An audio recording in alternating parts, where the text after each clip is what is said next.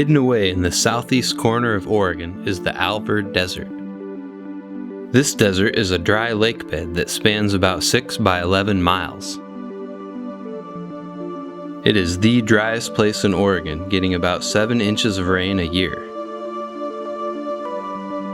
Steens Mountain sits right next to Alvord to the northwest. At 9,700 feet, the summit is about 5,000 feet above Alvord.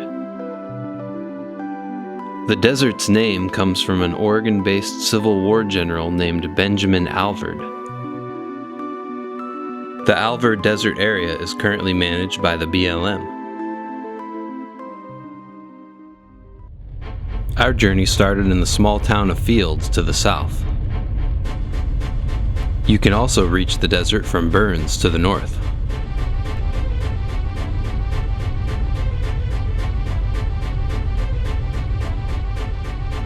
There are a couple ways in along the west side of Alvord on Fields-Denio Road.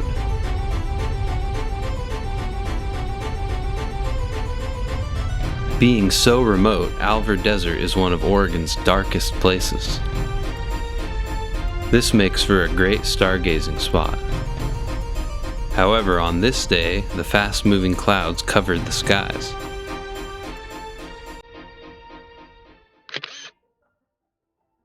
Sunrise at Alvord Desert. Amazing views and tranquility.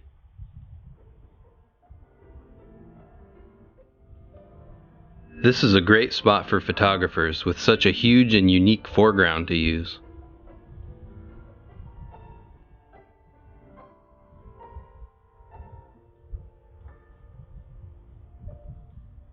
Alvord is very quiet and peaceful other than the high winds. We didn't see any other groups until late morning.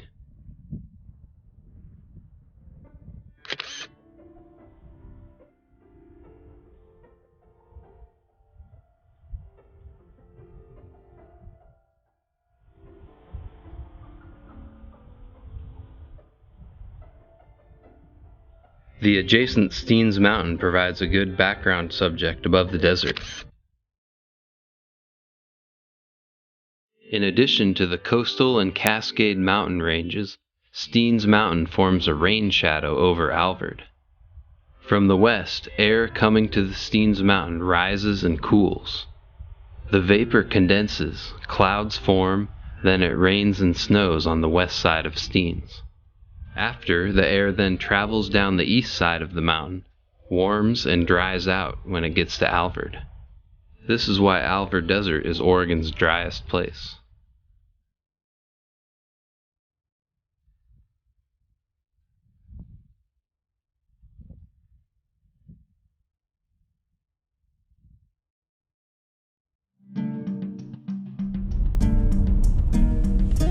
With such a big and open area, driving is the most common activity enjoyed at Alvord. In fact, this place is so good for fast driving that many land speed record attempts are made here.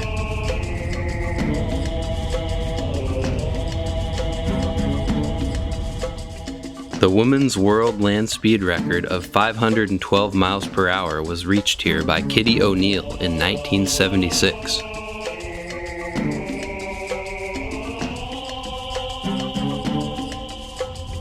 Even though it is so big and open, it is still important to be careful when driving here. Other people and vehicles are present, and the flat playa can still have some uneven ground. Many people have also gotten stuck here when the cracked ground turns to mud. It is best to be careful when the desert ground starts to get darker, which indicates moisture.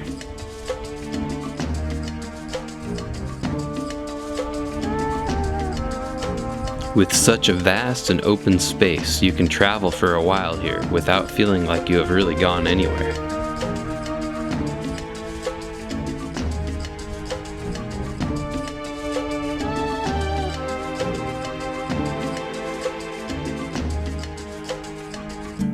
A long time ago, this area was a big 200-foot deep lake.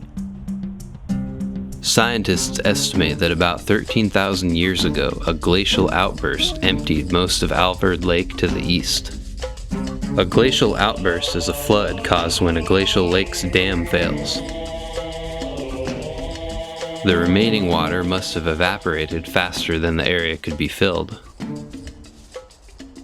If you look at the hills on either side of Alvord, you can see different levels of wave-carved shorelines.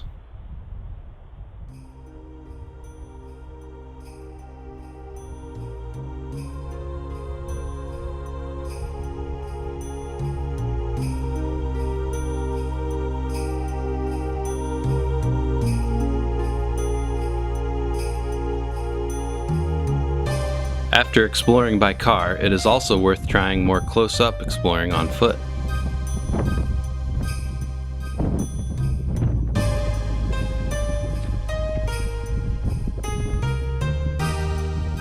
Instead of your classic sandy desert, Alvord is an alkaline flat.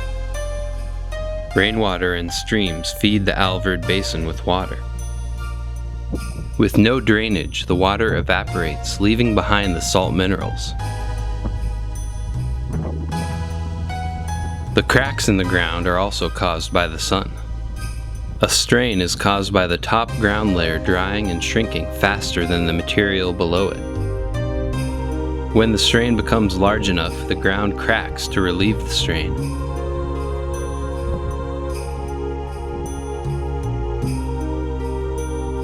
Sagebrush surrounds the edge of Alvord Desert. Plant life can't survive in the middle of the playa due to soil conditions and dryness. Wildlife also sticks to the edge of the desert, though we didn't really see any.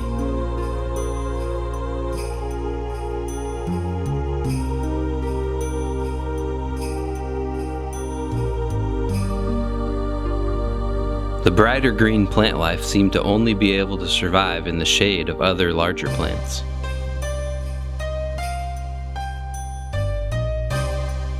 The edge of Alvord is recommended for camping. The plants provide cover from wind.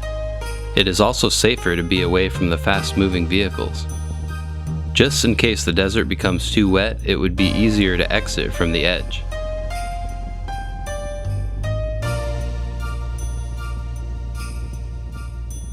Also at the edge of Alvord are a few different hot springs. There are many natural ones along the desert edge, and also a more established one that you can stay the night at. During this trip, a storm was in the forecast. That made us a little nervous, as cars can get stuck when the desert is wet. Instead of waiting for a storm, we decided to explore the northern part of Alvord, which is known to get more moisture.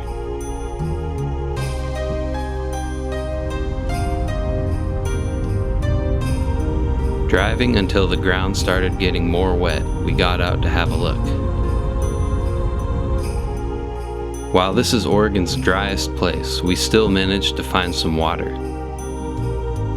The desert ground here was a wet and sticky surface. I could see how this could cause cars to get stuck. While the wet area was at the north end of the desert, it has been known to quickly move to other parts.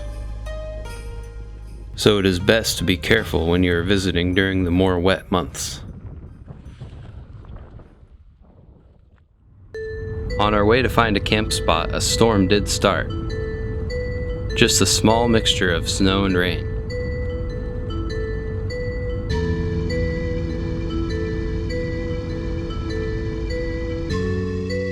It didn't last long, but storms here can come and go very fast.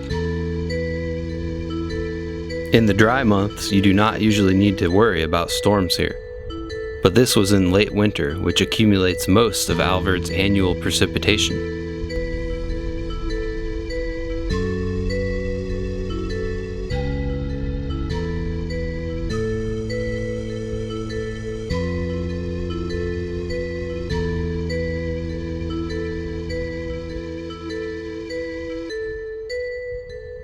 We settled somewhere on the edge of the west side to camp.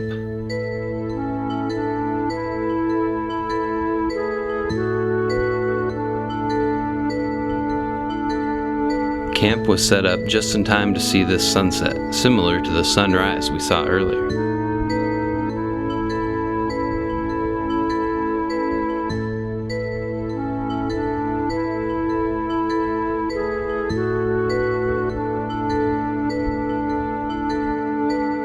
This kind of desert terrain is unique to Oregon, so it provides some interesting landscapes.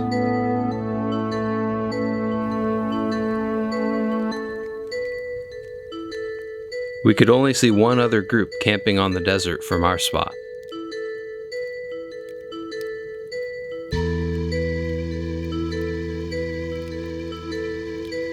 While the clouds moved in fast, we got a quick glimpse of the amazing dark skies of Alvord Desert.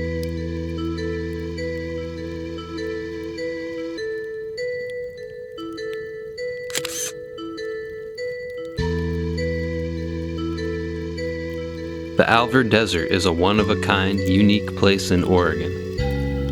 If you do visit, be prepared, as the nature here can be extra harsh. But it is rewarding, as places like this offer such beauty and solitude.